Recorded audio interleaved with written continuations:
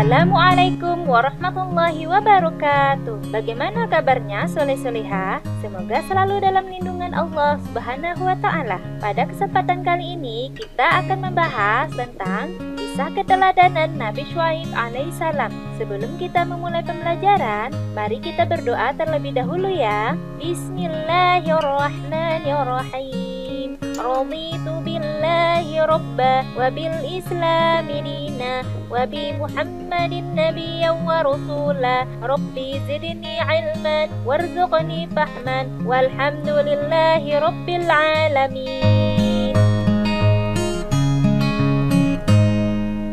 Kisah keteladanan Nabi Syuaib alaihissalam. Penduduk Madian yang ingkar kepada Allah Subhanahu wa Ta'ala. Nama lengkap Nabi Syuaib alaihissalam adalah Syuaib bin Mikil bin Yasir bin Madian bin Ibrahim. Nabi Syuaib alaihissalam diutus Allah Subhanahu wa Ta'ala untuk berdakwah di negeri Madian. Penduduk Madian adalah segolongan bangsa Arab yang tinggal di sebuah daerah bernama Ma'an yang terletak di pinggir negeri Syam.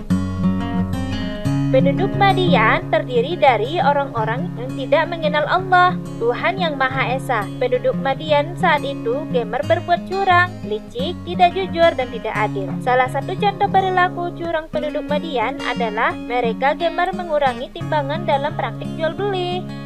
Nabi Syuaib berdakwah kepada kaumnya. Penduduk Madian sudah lama melupakan ajaran Nabi dan Rasul yang diutus sebelumnya. Mereka tidak percaya adanya Allah. Mereka menyembah hutan dan aikah, yaitu sebidang padang pasir yang ditumbuhi pohon dan tanaman. Pada masa itu, penduduk Madian berada dalam kesesatan dan kemungkaran. Kemaksiatan bagi penduduk Madian menjadi hal yang biasa mereka lakukan. Mereka mengurangi takaran atau timbangan dalam berdagang. Melihat kesesatan penduduk Madian itu, Allah mengutus seorang Rasul untuk mengingatkan mereka.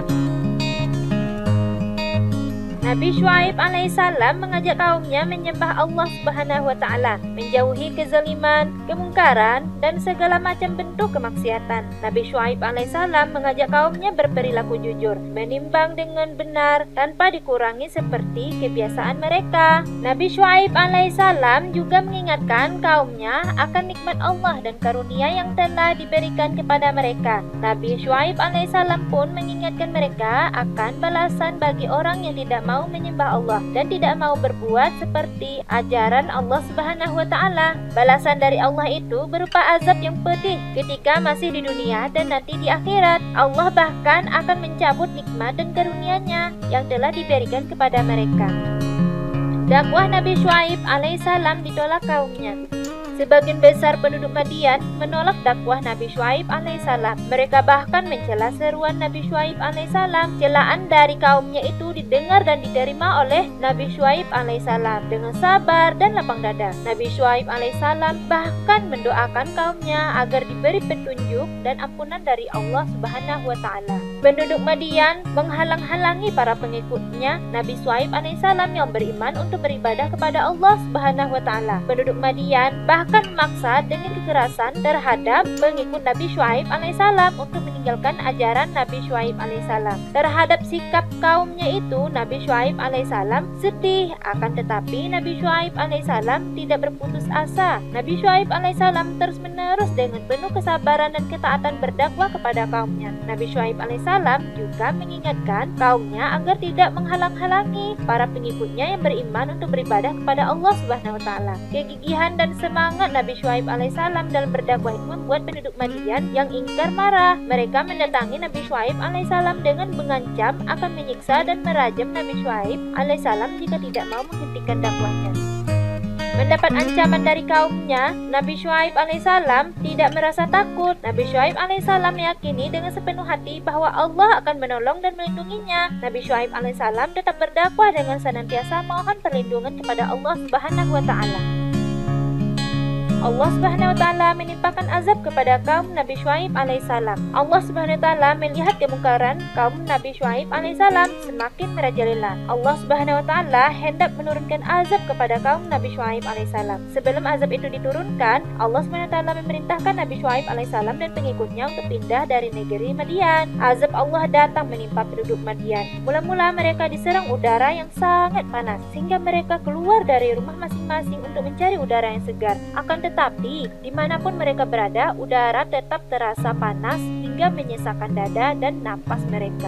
Saat mereka kebingungan, tiba-tiba tampak awan hitam menaungi kawasan lembah. Mereka gembira melihat awan itu. Mereka mengira awan itu akan mendatangkan hujan dan hawa sejuk yang mereka rindukan. Namun dugaan mereka salah, karena tanpa diduga angin kencang datang dengan menghempas dan melempar mereka ke segala penjuru. Pada saat itu, dari awan yang hitam pekat itu, kilat, petir, dan guntur menyambar saling mengusung. Penduduk negeri Madian yang durhaka itu pun binasa. Atas pertolongan dan rahmat Allah, Nabi Syuaib alaihissalam dan para pengikutnya yang beriman selamat.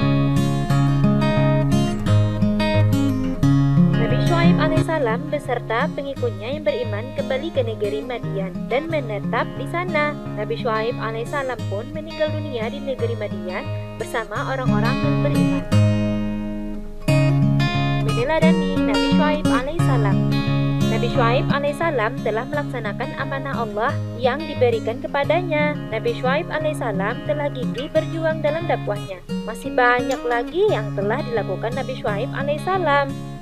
Dari kisah Nabi Syuaib alaihissalam terdapat banyak hal yang bisa kamu teladani dalam hidup sehari-hari. Di antaranya, melaksanakan perintah Allah. Nabi Syuaib alaihissalam telah melaksanakan amanah dari Allah, yaitu berdakwah. Sebagai anak muslim, kamu pun harus selalu melaksanakan perintah Allah. Melaksanakan perintah Allah itu tidak sulit. Kamu bisa memulainya dari hal-hal yang ada di sekitarmu, seperti melaksanakan sholat 5 waktu, taat kepada ayah dan ibu, ramah kepada orang lain, serta membantu teman-teman yang membutuhkan. Yang kedua, mengingatkan teman agar berbuat baik. Nabi Syuaib alaihissalam selalu mengingatkan kaumnya agar tidak curang dalam berjual beli. Sebagai anak muslim, kamu juga harus berani mengingatkan temanmu jika berbuat salah. Kamu tidak boleh takut untuk mengatakan bahwa yang benar itu benar dan yang salah itu salah. Yang ketiga, bersemangat dan tidak putus asa. Dalam berdakwah, Nabi Syuaib alaihissalam selalu bersemangat dan tidak berputus asa walaupun kaumnya menentang. Sebagai anak muslim, kamu pun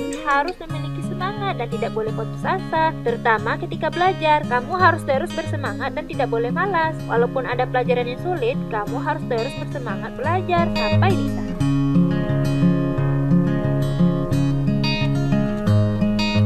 Bagaimana anak-anak? Semoga bisa dipahami ya. Sekarang kita berlatih. Perilaku buruk apa saja yang dilakukan penduduk Madian sebelum Nabi Syuaib alaihissalam diutus kepada mereka? Mengapa penduduk Madian enggan mengikuti dakwah Nabi Syuaib alaihissalam? Sikap apa saja yang harus diteladani dari diri Nabi Syuaib alaihissalam?